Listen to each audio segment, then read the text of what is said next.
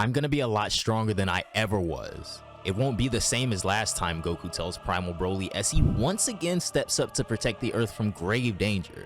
What's happening right now is a tale of extraordinarily historical significance. One day in the future, every single one of these Saiyan warriors is going to be remembered as legendary figures who attain unprecedented levels of power through their might alone. We're about 8 parts into our What If Goku and Vegeta Wish Their Tails Back series, so if you haven't caught up yet, go ahead and check out the previous parts if you haven't already. They're instrumental, I'm telling you guys, into understanding the context of every universal battle that will inevitably happen sooner or later in this series. The goal for this video is going to be 3,500 likes, I guess. So if you're enjoying the saga, be sure to like, subscribe, and share the series. As for the story from here on out, let's get straight into it. So Goku thrived in the face of death and has now appeared right in front of Primal Broly in order to keep him from toasting his home planet. Vegeta, on the other hand, has met a pretty interesting guy.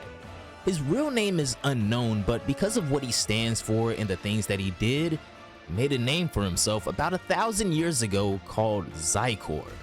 When he learns that the Saiyans of Universe 6 don't have tails, he's pretty disappointed actually. It's like this: Xicor had created his own language rules book in his head, which can be referred to as Xicorish. I know, don't kill me for that, guys. In Xicorish, weakness means death, and that's what he's about to do. He's gonna destroy planet Sadala so that the Saiyan race can start anew. He and Vegeta would spread the new Saiyan race across the universe so that in about 100 years or so, give or take, the Saiyan race is like the strongest race there is. Or at least that was the plan. Vegeta manages to stop him from nuking the whole planet by using Hakai on the blast after using his Ultra Ego together with Super Saiyan 4. Hey, how did you do that? I thought only destroyers can do things like this, Xicor asks. Well, I guess I'm somewhat of a destroyer myself, Vegeta replies. Xicor remains silent for about 20 seconds and then he states this. Listen, Vegeta, he replies. You're smart, you're strong, and you definitely have the disposition of a king, so why don't you understand the brilliance of my plan, he asks. Dude, you were literally about to kill tens of thousands of Saiyans. I can't have that. You're just an old relic from the past. You don't own the Saiyan race, Vegeta replies. Yeah, I know, which is why I'm not trying to be a king myself. No, that role should be for someone with royal blood. Though, try to understand, Vegeta, death is inevitable for everyone. But while the weak wither away and fade, the strong survive. In fact, they cheat death by creating a legacy. We're a proud warrior race. How can we allow ourselves to be so weak? I could try and maybe whip some of them into shape, but they don't even have tails anymore. They've never experienced what it means to be a true Saiyan. That's right, from where I'm looking, the only Saiyans on this planet are you and myself, Xicor asserts. Vegeta was visibly intrigued, not because of what Xicor said, but the way he said it. Xicor, you say that, but I've lived like half of my life without a tail, just got it back recently. Just admit that you don't know what you're talking about and let me beat you, Vegeta declares. Yes, but you did have it at one point, right? These guys have never had a tail, not even their fathers or grandfathers. I'm 100% sure that the Saiyan race was nerfed because I was banished from existence. But now that I'm back and I've made a great friend like you, we can start fresh. We'll start the strongest Saiyan empire there is. An empire that doesn't know or have to bow to anyone, not even the highest authorities of the multiverse. However, it'll be impossible to achieve something like that when most of the race lacks their defining feature. Think, Vegeta, think. I don't want to fight you right now. I'm afraid I might kill you and that would honestly make me cry, Xicor declares back. Do you seriously believe that you can just casually kill me? I feel offended, my friend, Vegeta states. Well, how about I just show you? Let's have a match. If you win, I'll give up on destroying planet Sadala, but if I win, I'm dragging you around the multiverse with me, Xicor declares. Just the way I like it. What kind of match though, Vegeta asks. Don't worry about it. It's mostly for my own sake because I want you to stay alive. It's very simple. Basically, everything goes except death. We must not kill each other. That's the only rule, and trust me, I'll keep my word, Xicor states. Meanwhile, in Universe 7, as we switch gears real quick, Goku has just finished telling off Gohan to pay a little bit more attention to his abilities. He hasn't even tried anything since he gained his tail back yet, which is weird. Then there's Broly, a monster consumed by chaos, and that's a word that you're going to be hearing a lot for the rest of the series. Unlike Xicor, who can control his primal instinct, Broly's instincts are just screaming frantically. He's running on all cylinders, a raging beast, or even a universal calamity at this point. This Broly is not someone who should be messed with. He's Carnage himself, and Goku knows this better than anyone. Last time, Goku gave it his everything, but he was still ruthlessly destroyed. But now that he's ascended to the next level by breaking those limits, he's established himself as the legend who will be talked about for millions of years to come. The Monkey King's son Wukong. As I said, Broly, I'm gonna be a lot stronger than I ever was. It won't be the same as last time, Goku states. Broly gives off an evil grin, bracing himself for impact, and then tries landing a solid punch on Goku, but he blocks it with his right arm. Gohan, Piccolo, Goten, and Trunks can only watch in disbelief as this one punch instantly evolved into a frantic sequence of abnormal martial arts moves. Primal instinct or not, Broly's movements had so much care and finesse put into him that it would be a massive mistake to call his technique crude. So, what exactly is primal instinct and why is it so formidable? I know a lot of you guys are probably asking that question. In simpler words, both Ultra Instinct and Ultra Ego are powers that are either associated with a certain race or a certain position, for lack of better words. The individual has to become more or less that being to be a better user of the technique. But Goku isn't an angel and Vegeta isn't a destroyer. However, what's different with Primal Instinct is how you don't need to be like someone else or anything else. It's not a technique that can be learned or copied or even referenced. It isn't restricted by a race or position, but still not anyone can learn it, so it does maintain a little bit of exclusivity.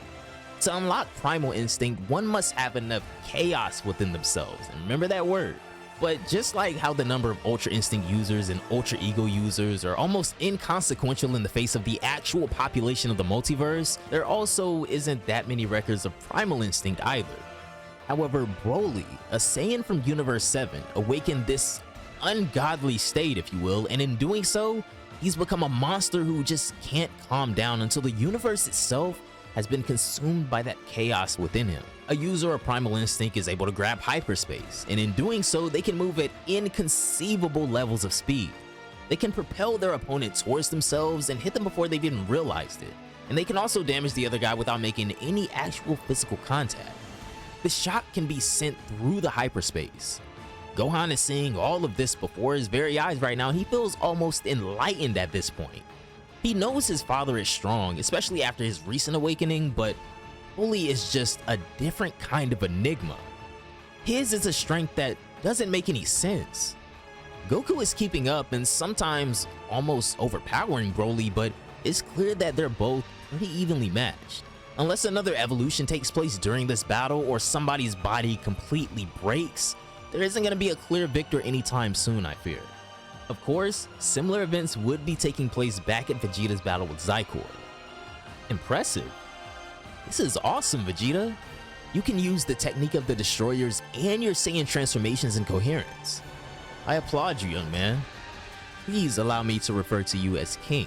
You know what, Xicor? You're probably the most insane person I've ever come across. No matter how hard I try, I just can't make sense of you. So tell me, what is it that you seek?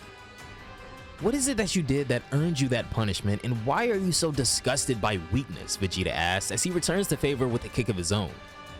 As of this point, Vegeta hasn't really had the same kind of awakening as Goku, but thanks to the experience he gained from evading hits, refined and enhanced killing techniques, Vegeta has become somewhat of a defensive specialist. It's now hard for him to just completely outright lose.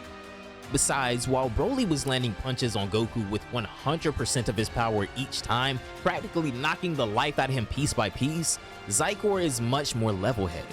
He's more methodical with his approach, and yet at the same time, he's absolutely confident that he can defeat Vegeta. So, he's taking his time. Anyways, this is what he would go on to reply to Vegeta's previous question. I'll tell you more about this story if you win, Vegeta, but since you're such a curious cat, I'll leave you with one piece of the puzzle. The reason I was labeled as the worst offender in the history of the universe is not because I committed some cardinal sin or anything stupid like that. Although I did kill a Supreme Kai of another universe, but it wasn't that big of a deal. Let's just say I was labeled the worst offender because I was too difficult to contain. Not just me, but also my legend. Killing me would have done nothing because my legend would have remained, and the chances of another strong Saiyan showing up and wreaking havoc, pretty damn strong. So they chose the most convenient option. The angels labeled me as the worst offender in history and then locked me up in a cage of hyperspace. They also conjured a spell which made everyone forget about my existence from that moment forth, the past, the present, and the future. The legend died and they won. But I'll be honest with you, my friend, I've never lost a fight since the day I killed my father, Xicor declares. Vegeta had to pause and reflect a little bit over what this man just said. Wait, if you killed a Supreme Kai, doesn't that mean a destroyer also died? But all of the destroyers who showed up at the Tournament of Power were like millions of years old, Vegeta goes on as he asks for a further explanation. Would you believe me if I said that a man appeared who stopped the death of that Supreme Kai? I honestly had no idea that such things were possible. Let me tell you, there are some really overpowered beings in the multiverse, Vegeta. These people see us as mere ants. We must get stronger than them or we'll be squashed, Xicor replies. I see. Maybe you do make sense. I say the person who revived the Supreme Kai is the Grand Priest. Interesting. This makes some sense. Especially if only the angels knew about you during the past 1,000 years, Vegeta states. Good, so we finally have an understanding. Well, let's go, Xicor says. No. I understand you, but I don't agree with you on the destruction of the Saiyans of planet Sadala, so screw you, Vegeta replies. And I want you guys to prepare for part 9 and get this video to 3,500 likes because there are other events happening on Earth as well. Subsequently, Dr. Hito is in the process of building a supreme life form based on the blueprint of Cell. And this life form's name would of course be Cell Max. Meanwhile, both Vados and Whis have been invited to Zeno's palace. Things are heating up not just for the Saiyans but for the universes at large.